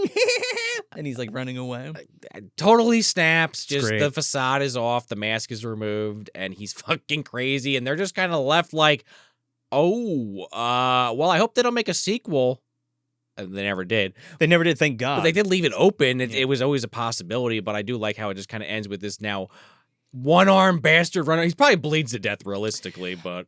There's the thing too where they explore it more in the remake, but he kind of when the mask gets taken off, he's kind of stunned, like a personality change, like a personality change, like he literally thought he was Harry Warden. Kind of like Halloween tried to do that with some of the sequels and the remake, obviously. So they don't. It's just that brief moment. They don't really Yeah. go into that, and I suppose they don't have to, but yeah, that's what happens. Probably just long enough for the heroine to get a one up on him. But yeah, I get what you're saying. But yeah, man, credits, dude, and the Ballad of Harry Warden plays over this. It tells the whole story in a folk song. And it's well written, actually. It's great. It's really good. Well, I'll say it this time. Where are we putting this one, Joe?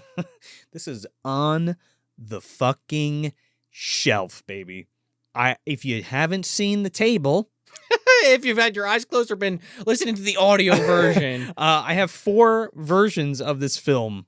You know, this is right up there. I mean, I think one of the only other movies that I have like that is like Creepshow. I mean, this is like an all timer. And The Burning as well. I have that. Yeah. But this is an all timer for me, man. Absolutely. Jesus. What can I say that I haven't already said? It's shot really well. Especially all of the kill sequences. Oh yeah. Like shockingly well. And the stalking sequences. And the stalking stuff. All of there's some really moody, scary parts in this film, and I think overall it has this great tone to it. And like I mentioned earlier about having like that summertime vibe, kid vibe for The Burning, this has a very it has a cold weather vibe, but it's still fun. We're bonding with more adults, like people that can actually drink and go to a bar and actually drink, not just like sneak alcohol. Yeah, the plot isn't that we're trying to hide a beer from mom and dad. It's like, no, we're just adults having fun. I really appreciate the kind of blue collar worker angle that it kind of takes here, and mental illness is a big one in this too, and like not being able to deal with that or seeking help or all that kind of shit. And in this particular case, it results in having a multiple personality disorder in which you reenact the person who killed your father. That is some serial killer shit. That is some serial killer lines shit. Up. Yeah. It's just really well executed, man. It's really well written. Again, Tom Berman's effects are absolutely incredible. I think George Mihalka's directing is really on point. Everybody's super likable. All the actors are great. There's no point in this movie where I feel like, except that one scene where TJ and Sarah are like on the beach. It gets a little soap opera-y there, but it's not too bad. When he like basically kidnaps and is like, "Come with me," and then like kisses her and they make up. Yeah, that is a little weird. Yeah, there's only one other con maybe that I have with this that I don't really mind, but if I could change it, I might. And that's the fact that like there's a climax, and then when they find Dan and they find Valerie. Sylvia, excuse me. Yeah. Sylvia and Dan. And then it kind of just like a lull. Not peters out, but like it goes back down to like a whisper, and then it goes back up again. Which is fine. It's not anything I have against the movie, but like once the train starts rolling, you know what I mean? You want to keep it going, but you don't want the steam to run out. But I'm okay with it because I like all the stock sequences in the mine place. Mm-hmm. So this is on the list, dude. Especially this is also like I'm gonna give it its own subgenre again of mining horror movie. Yeah. Because I forgot to mention earlier, but like the mines that they're in, it's not the Hanager mine, dude. It's the fucking MDU mines, because you got the Boogans down there. You got the Strangeness monster down there. I guess you got the Van Dams down there, You got the Van Dams down there. You got the Descent monsters down there. And you got Harry Warden kicking around. Those are the ones I'd be the most fucking concerned about. They put everybody else to fucking bed. Those things, I mean, that might be one worth covering at some point. It's a little bit more recent than some of the stuff we usually cover, but holy shit, what a movie. That'd be a good one. Talk about scary, like legitimately scary movie. The Descent, I think, is one of the scariest movies ever. It's pretty scary. Especially if you don't like being in the dark or in very small places. Yeah. And, as a holiday slasher, I feel like, we have like Black Christmas and Silent Night, Deadly Night and stuff like that. But like, I think this is another one of those, maybe not so much Silent Night, Deadly Night, but definitely Black Christmas. Like it kind of is so much more than just a gimmicky type movie. Like it's a really good film, like a really well put together slasher film. I mean, it's right in the pocket there with Halloween for the same reasons that movie's famous. It's not just because it's fucking Halloween. There's more to it than that. Same thing with this film. Yeah, it's kind of born out of it as well. Yeah. So, but yeah, My Bloody Valentine is, I think, a masterpiece or a masterclass in the slasher genre. I really think it's really excellent, and I like it a lot more than most films. And again, I said Burning is number one, but so is My Bloody Valentine. They're two sides to the same coin. One is my summer, one is my winter, and I really love it. That is your lucky coin. It is. It's my Two-Face coin that I flip. Yeah. Yeah. Make sure Batman doesn't start throwing them in there when you're flipping no! it. Here's all the ghoulies and all the other shit, Joe. Good luck catching your burning and your My Bloody Valentine. But I love this movie. This is definitely on the shelf. Like I said earlier, it definitely is not my number one, but it is easily in my top 10 slashers. It's a quintessential horror film. It's one of the best slashers ever. If you're a fan of horror movies, you should watch this movie, but especially if you're a slasher buff, like I think both of us would consider ourselves, and I feel like a lot of people watching, if you haven't seen this film and you like that genre and subgenre, I don't know what you're doing. You're missing out on one of the best. You can finally figure out why all these other movies do what they do between this and all those other films we mentioned earlier. It's an easy staple. It's one I watch.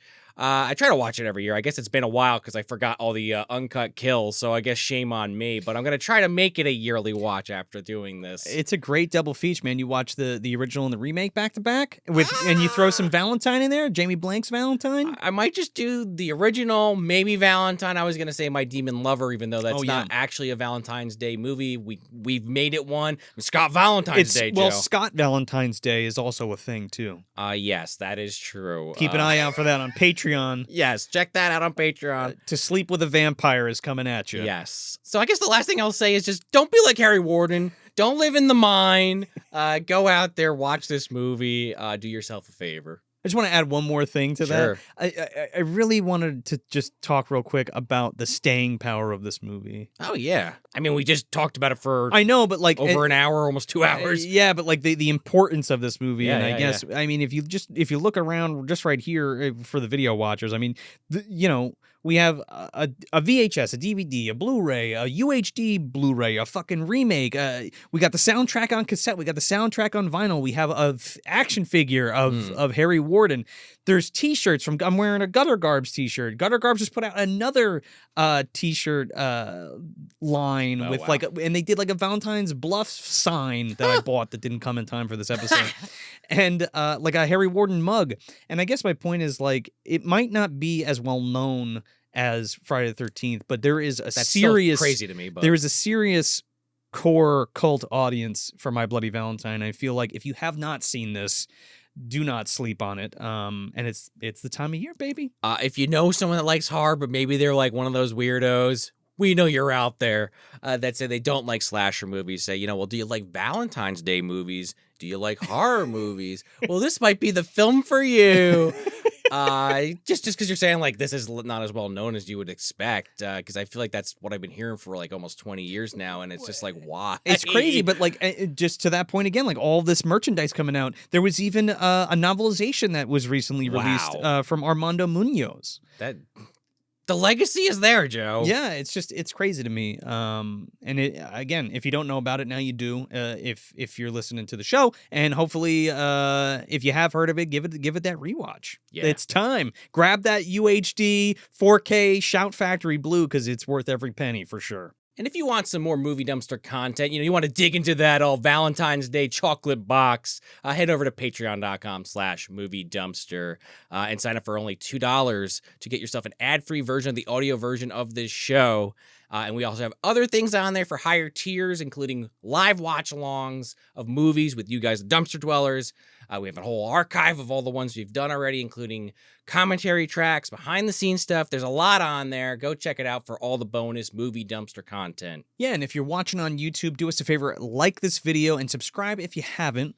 Or if you listen on your favorite podcast app, do us a favor and leave that 5-star review because it really helps the show get out of the bottom of the dumpster and into more eardrums and eyeballs, everything in between, okay? That's worth more to us than you buying anything from the store or anything like that. You don't have to support us financially if you can't, but leave those reviews. That's the big one. That's the silver tuna. That's what we're talking about. And if you want to keep up with what's going on in the dumpster, you can follow us at Movie Dumpster on pretty much everything on social media, or head over to MovieDumpsterPodcast.com.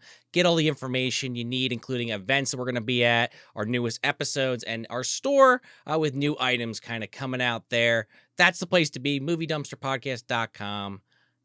Check it out. So that's it. That's My Bloody Valentine from 1981, directed by George Mihalka. I'm Joel Escola. And I'm Sean O'Rourke. And beware Harry Warden when he comes back to town. It could be you. You know what I'm saying.